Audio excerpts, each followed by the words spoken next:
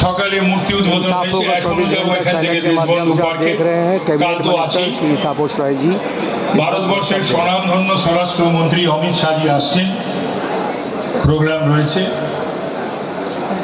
এই মঞ্চে উপস্থিত আছেন আমাদের রাজ্যের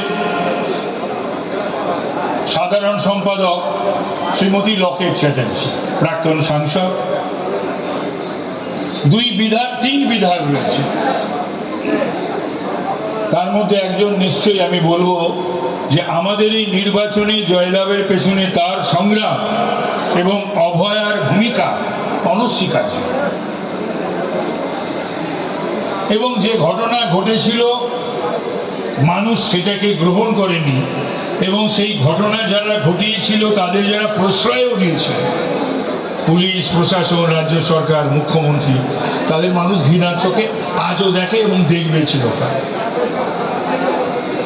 রিতেশ তিওয়ারি আছেন বিধায়ক, বিজয় ওঝা আছেন বিধায়ক, এবং আমার অনেক সহকর্মী সতীর্থ ভাই বন্ধু যারা রয়েছেন, তারা সকলে রয়েছেন। এরা অনেকেই আমার অত্যন্ত পূর্ব পরিচিত, একসঙ্গে বহু বছর ধরে তাদের সঙ্গে কাজ করেছি। কিন্তু একটা বিষয়, সেটা হলো জানেন, আমরা কেউ সমাজকর্মী, কেউ রাজনৈতিক কর্মী। সমাজকর্মী যারা, তারা রাজনীতির সঙ্গে তাদের যোগসাযোগ না থাকলেও চলে, সমাজকর্মী তারা হতে পারে। রাজনৈতিক কর্মী পরিচয় যদি আমি দিই, তাহলে যদি আমার সামাজিক কর্মকাণ্ডের সঙ্গে কোনো যোগসাযোগ না থাকে, আমি সমাজকর্মী যদি না হই, তাহলে আমার রাজনৈতিক কর্মী বলার অধিকারটাই থাকে না। তাই এই সকল কাজকর্ম যারা করছেন, সন্তোষ পাঠক আমার অত্যন্ত স্নেহভাজন ছোট ভাই, আমি তাকে তারিফ করছি, প্রশংসা করছি। আমি আশা করব এই ধরনের কাজ বিবিডি বা নাগরিক কল্যাণ সমিতি তারা করে চলবে, এই বলেই।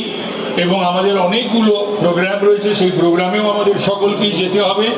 এবং আমি একই সঙ্গে এখানে যারা উপস্থিত রয়েছেন তাদের কাছ থেকে এবং আয়োজকদের কাছ থেকে আমি অনুমতি নিয়ে আমি প্রস্থান করছি। নমস্কার, ধন্যবাদ। इसी तरह हमारे चैनल के साथ जुड़े रहें और देखते रहें श्री तापस राय जी का जो है किस तरह परिवर्तन के लिए बोल रहे हैं और करेंगे, जहां तक उम्मीद करेंगे।